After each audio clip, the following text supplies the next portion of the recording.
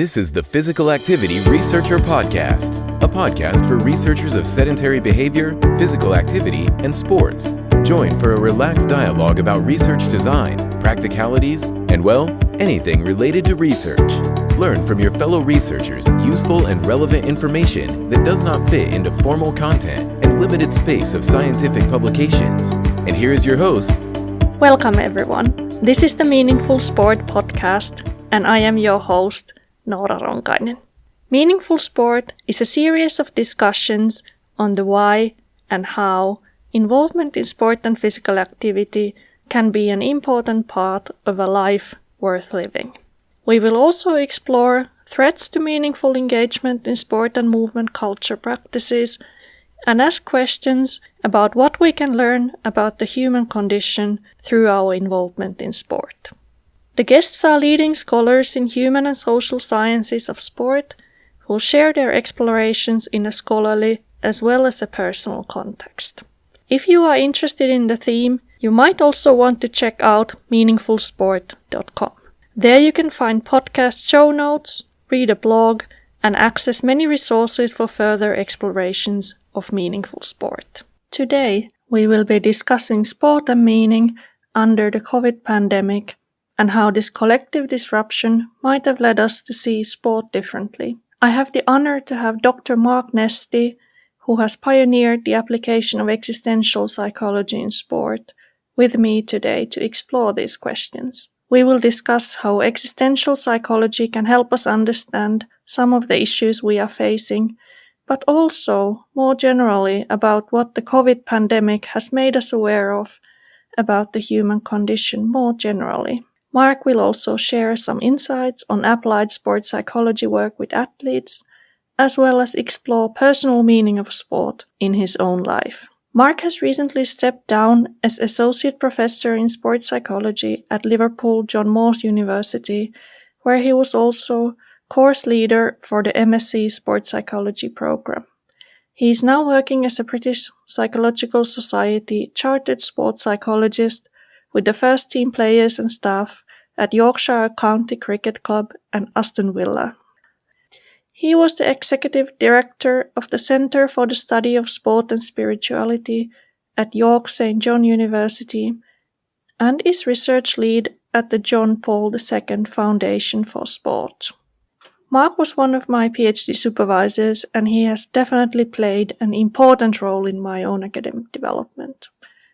When I was doing my postdoc at Liverpool John Moores University with him, we also wrote a book together with the title Meaning and Spirituality in Sport and Exercise, Psychological Perspectives.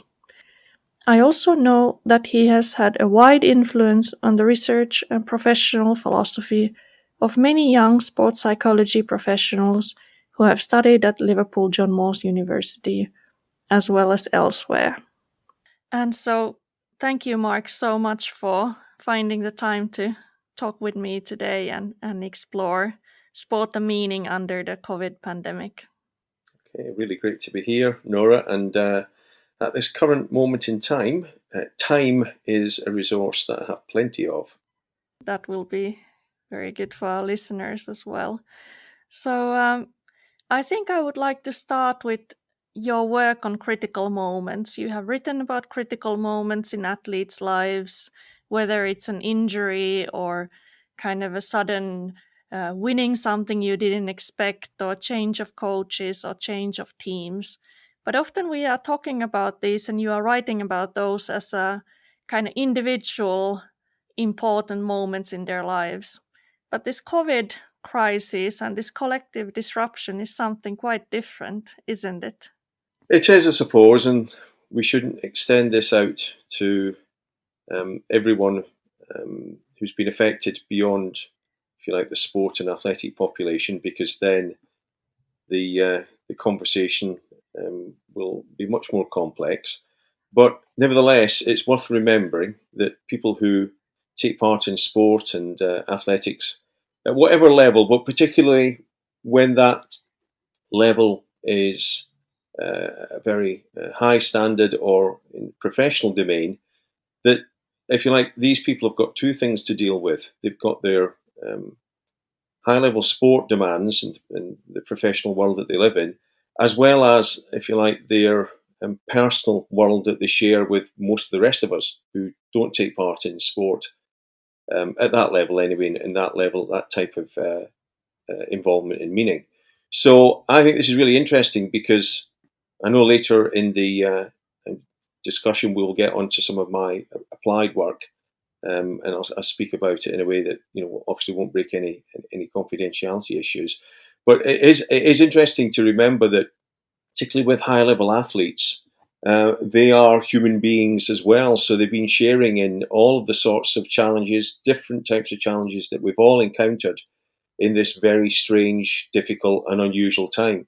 So that's the first thing to say. I think that's really important to the psychology that I'm interested in, theoretical perspectives. I think that you are as well. So when we talk about holistic, I'm really talking about both the person and, if you like, the athlete themselves. So if we just move on very briefly to critical moments, I know we discussed this at the time when you were in Liverpool at Liverpool John Moores with us. Maybe we made too much of it, but we wanted to make the point that there are junctures, typically within your athletic career, within your athletic sport life, where really difficult things or really positive and good things happen that make you eventually maybe see things in a different way. So I think the COVID experience has done that both at an athletic level, if you like, at a sporting level, but also for some people at a very personal level. So maybe we can try and talk about that. Yeah, I think that would be a really nice start. And thinking about your work in existential psychology, and you would be clearly the pioneer in using this lens to understand sport and the psychology in sport. What would be some of the existential themes and existential issues that you would pick up when we start exploring the disruption that was brought by the COVID in our lives? Well, I suppose first of all, it's still ongoing, isn't it, in different countries and in different ways, and whatever our views, and let's not go there in terms of whether we think it's been handled well in some places and badly in others, and what that might mean. The first existential issue is most certainly anxiety, and anxiety around in sporting terms, and again, particularly at high level sport or where sport is really significant in somebody's life. The anxiety around what will happen to competitive structures and schedules have been disruptive. Training is not as it was, and what will that do in terms of performance? What will that do in terms of psychological well-being and its potential impact on performance? What about contracts? Some sports have lost huge amounts of money, and down the line they're expecting to lose even more. That will have implications for contracts, the size of them, and the number potentially down the line. So there's real existential anxiety, literally, about existence. So existence in terms of vocation, in terms of your job, your professional career. So that's definitely the case with people in sport, be they participants as athletes or coaches or administrators. And then alongside that, the other existential issue that's facing, if you like, just about everybody in the world in different ways, individually and collectively, is, this has reminded people that we are not immortal. We are mortal beings, and that illness and death are unavoidable. And maybe, if I can speak in my own context, in the Western context, and particularly obviously in my own country that I live in, a British context, I think that this crisis for many people has created a literally existential anxiety around existence. Whether they acknowledge this or whether they would verbalize it this way, people are maybe shaken so much because they now begin to realize that actually, death is real. And I know that might sound like a really morbid and awful thing to talk about in a podcast that's talking about something as life-giving as sport, but I'm sorry, it's a reality and a truth. And maybe in a Western context, for a whole host of reasons, we'll all have different accounts of this. but some fundamental reasons that most of our life proceeds as though there isn't such a thing as death. And so this has brought it quite vivid into the consciousness of people individually and collectively. And I'm not saying this is a great thing. I'm not saying it's a terrible thing. I'm saying it just is.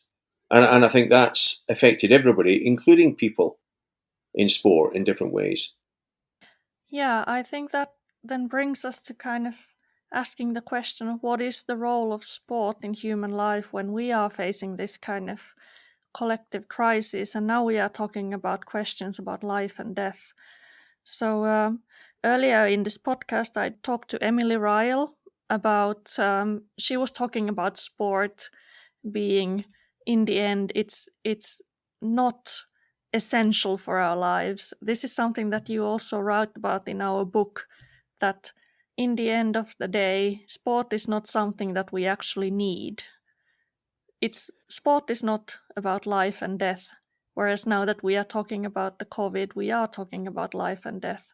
So where does the role of sport kind of come into the picture of our lives now? I think it's a really interesting moment for this very topic of what sport actually means.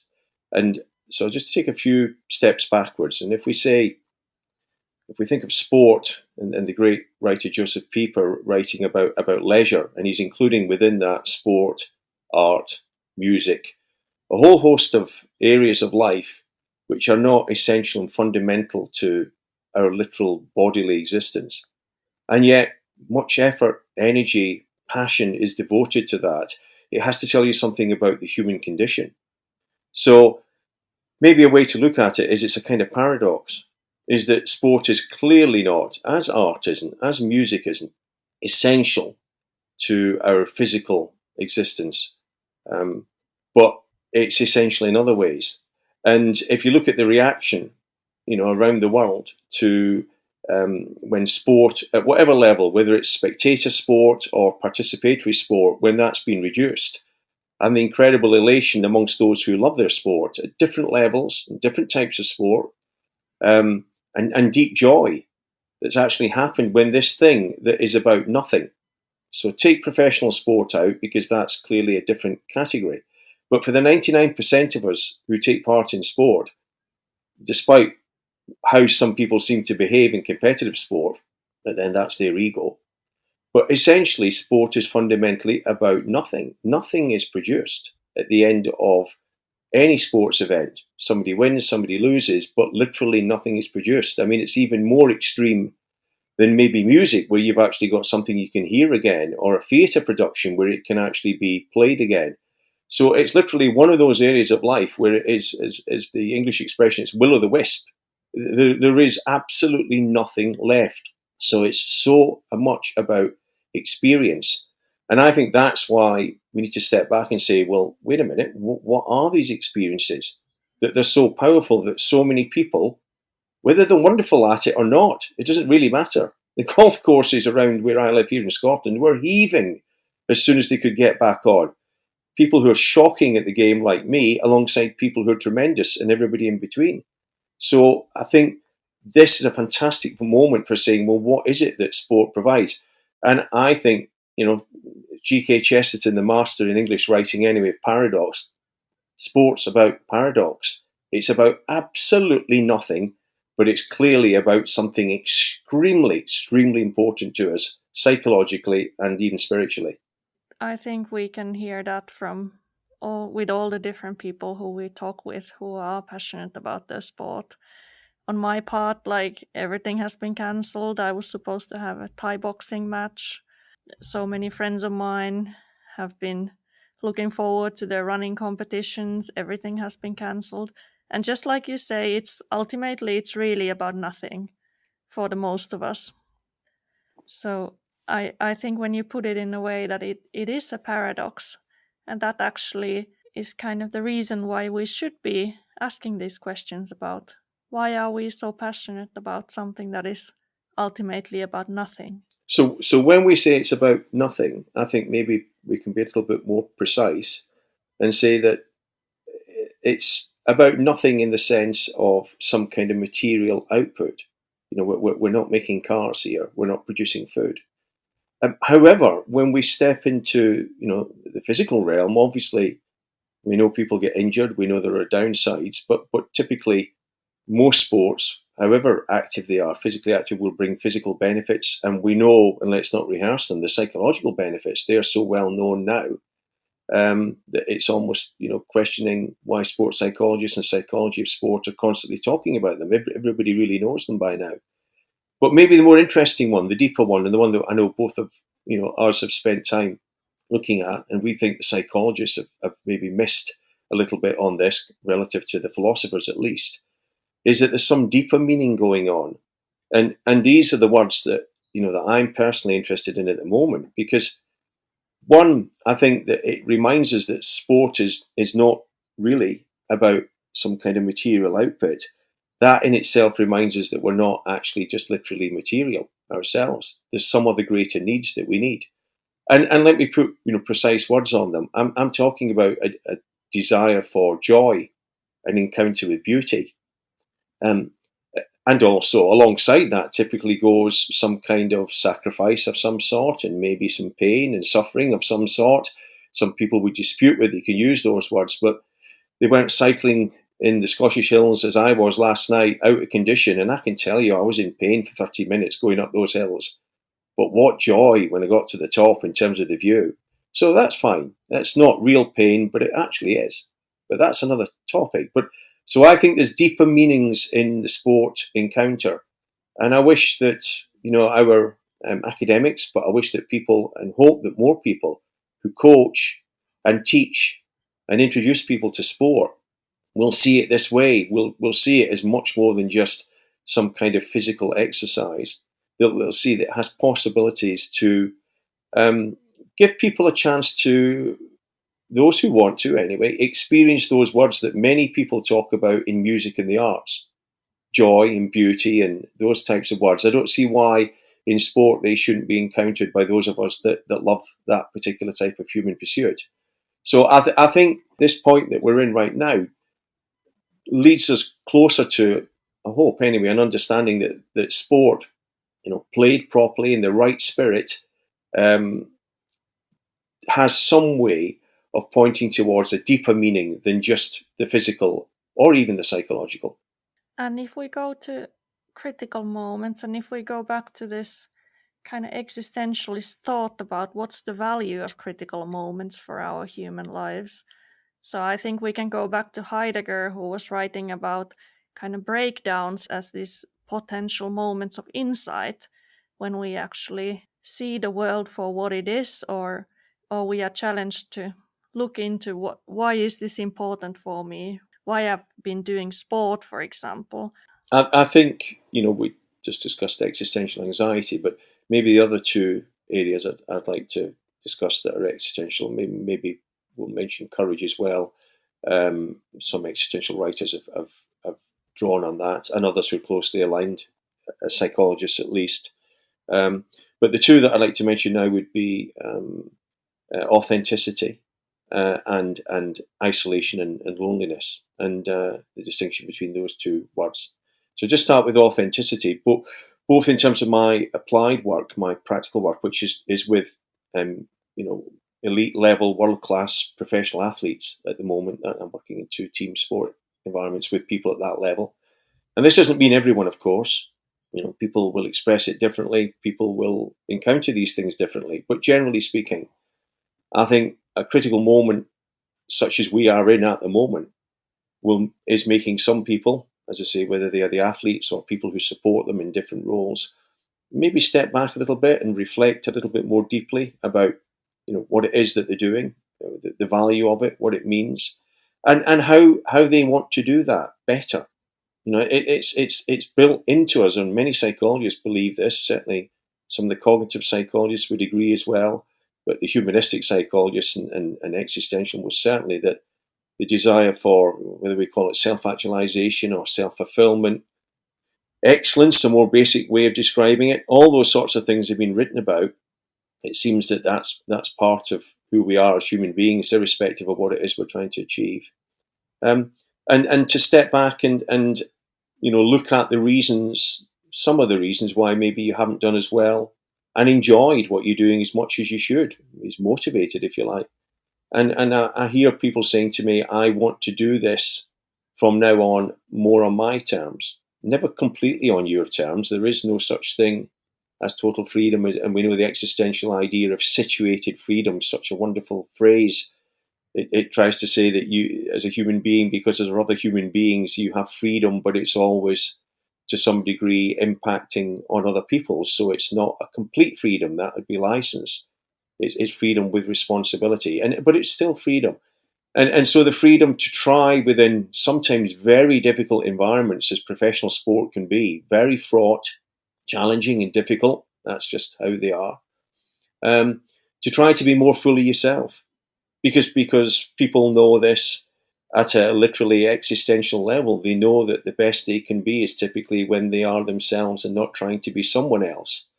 And there are philosophers and psychologists, not enough in sports psychology, in my view, over these years, but who've written, quite powerfully about why that is the best way to be. It doesn't mean that you will achieve everything, but it does mean that you make it more likely, and that there will be deep enjoyment that comes from this. So I think a strive to be a little bit more authentic. We know nobody can be fully authentic all of the time, but to be a little more authentic and a little less authentic is a theme, an existential theme I've been picking up this last few months. And if I can just go on quickly, Nora, in relation to isolation and loneliness, I think, Yeah, let's do that. yeah, Mhm. I think you can explain maybe beyond what I need to say here about the existential distinction between these two closely related words in English, and I'm sure in other languages, but from an existential point of view, in a psychological point of view, quite different. And I think, athletes, performers, coaches, and others are understanding, somewhat better than others, of course, that even in a period of isolation, which is what we're having, it's quite possible to find resilience in this period of adversity. The people have been saying to me, my word, we're surprised that our athletes are more resilient than we thought they were.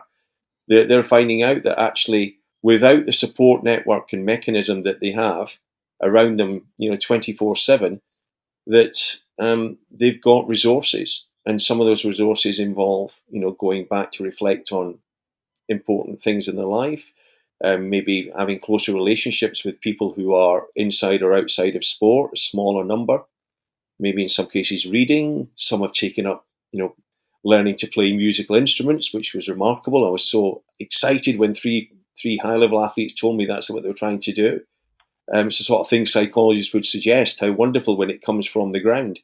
So people dealing with isolation and realizing that despite the anxiety of isolation, they're able to find activities that can contribute to their lives, as well as, psychologically help them to prepare to deal with, their performance when they're returning, their well-being now, and understanding the difference maybe between loneliness and isolation, and understanding that when they were surrounded by many, many people who were there to support them, some of these athletes in one-to-one sessions, over the years, that I've worked for 25 years, 30 years with people at this level, will talk about feeling very alone, i.e. lonely. And so maybe this is, reminded people in different ways that it's about the quality of relationships that count. It's not about numbers. It's about quality, and it's about genuineness and authenticity. So I think those two existential themes have been, in different ways, something that people are encountering now in a way that maybe they might not have done so vividly and clearly without this crisis. I absolutely agree on that, and I think it's quite remarkable how differently people have been responding to this isolation that has been imposed on us. So I think, several people told me that they actually enjoyed some of these elements of solitude. So solitude would be the more positive experience of being alone and actually enjoying that, and kind of feeling that that's something that is freeing your creativity and giving you positive energy, whereas others would experience loneliness, which would be then the negative sense of being disconnected from people.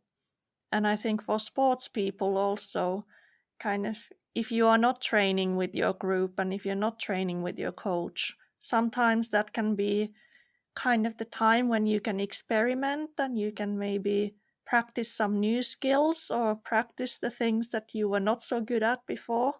And when you are doing that alone, you have your own time and your own pace, and you can maybe experiment if you can learn to do that differently. So I think that kind of time to spend more time alone practicing can also have a lot of value for athletes of different levels. I think that's really important what you're saying, and I know you're picking that up in a different arena to where I've been operating in this last year or so since I've retired from university life. And in my applied work across a range of different sports, maybe 5 or 6 sports I've been working with this year, and then linking it back into my reading and the work that we've tried to do together over these last few years, and I just recount to you, and I certainly won't say where it was from, but it was really quite interesting. A very, very experienced person in high level sport, and a deep thinking individual in all times, but expressing how pleased and surprised, even not shocked maybe, but surprised but pleased. But on reflection, then realizing maybe this is what should have been happening, and it took something like this to maybe bring this into light.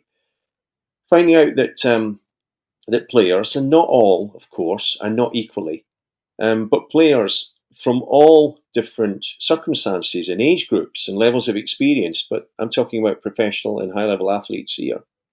And I mentioned resilience before. We'll just say a little bit about this right now.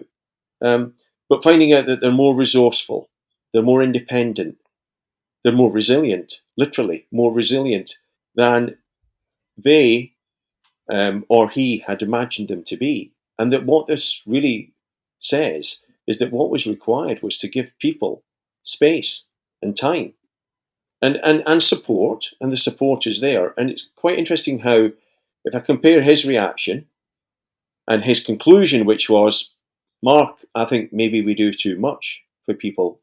Out of the best of intentions, we've actually prevented their growth.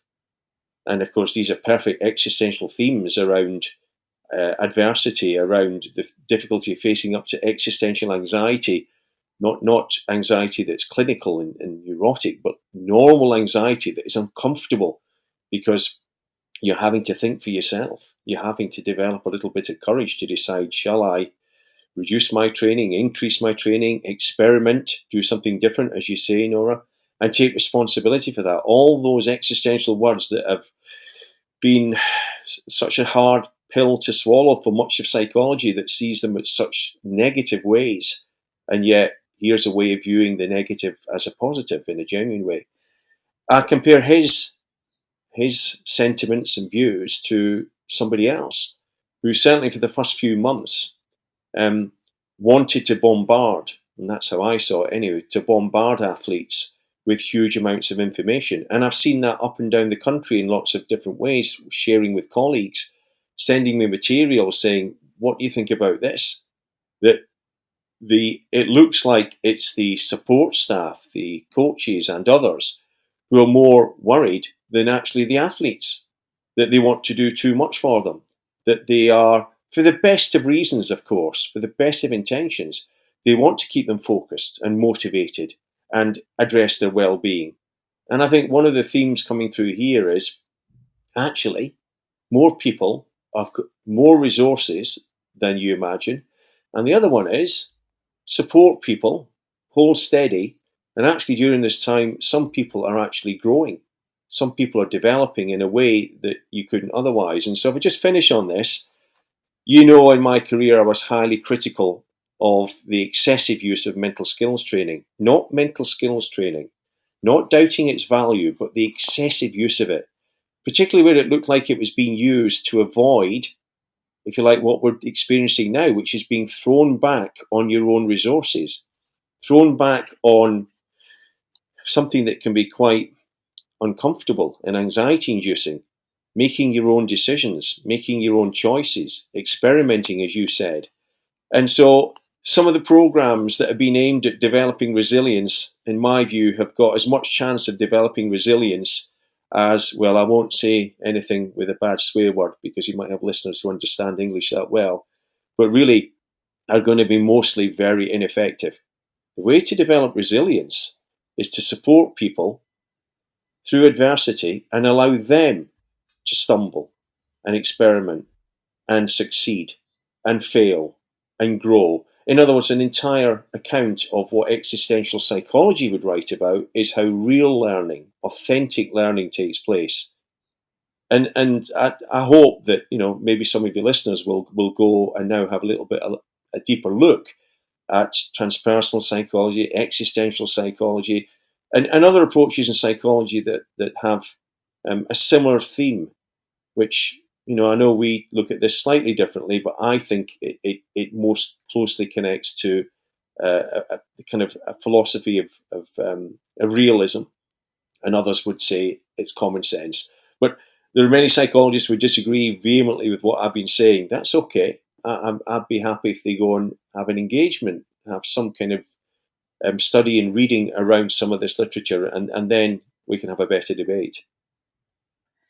Yeah, I think there were so many different ideas to kind of hang on to and develop a bit further. I think the first thing you said was about that a lot of people who are working in the support roles, like coaches and sports psychologists, would be keen to do a lot for their athletes and sometimes too much for their athletes, which might be actually hindering their growth. And you talked about mental skills, and I think this would be the time when a lot of people would find it appealing to do some goal setting and other kind of techniques that are part of the mental skills. And if we look at this whole situation from the existential approach, and you already talked about it quite a lot, what would be kind of your advice or some of the things to kind of think about for those practitioners who are interested in existential approach? What could be the things that you might want to be doing in this kind of situation with your athletes? I think the literature on counselling approaches, on how to engage in dialogue with your athletes, the existential literature and closely associated approaches in psychology, I think for practitioners that's a great place to start. Because even though we've both studied, and we're certainly not experts, but we've studied existential philosophy and psychology to some degree, we both know that for a variety of reasons it's quite difficult. Certainly, it's so unusual for many people that it's quite off-putting to begin with, and might sound rather complex and obscure at times. But I think when you read the literature on counselling psychology and the existential-based approaches, when you're trying to understand the value of encounter, presence, dialogue, and how those sessions take place, I think practitioners and others, but practitioners, whether they are psychologists or not, quite frankly, including coaches, I think they would recognise and understand what's been said there much more easily. And the second thing on that, Nora, is to say, I suppose that the overarching message that's in the existential approach would be, despite the fact that here I am using lots and lots of words, because that's what I'm meant to be doing in this session, and maybe people who know me closely think this must be difficult for me to do, and it is. My reason, I think, for liking the existential approach is that I like two things. I like lots of words, and I like total silence. And what I don't like is anything in the middle. And I have to be careful with myself not to be extreme in that position. But I like people who can express themselves and verbalise, and I also see that the other side that is actually closely related to it is complete silence. And so I would say that the attraction of the existential approach working with athletes is that it massively, hugely emphasises the power of silence in the dialogue. And the reason for that is to allow the athlete and the performer to find their ways, their own unique ways albeit we have an idea of, if you like, what are the optimum, what would be the best that would psychology from different disciplines suggest. But nevertheless, that will all be dead.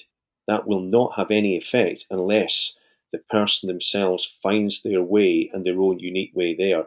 And that requires silence. So that would be, for me, the biggest message would be for practitioners, would be allow space, allow the opportunity for growth, use silence more. And that doesn't literally necessarily mean silence, but it means not giving answers, not taking over sessions, allowing struggle, allowing discomfort.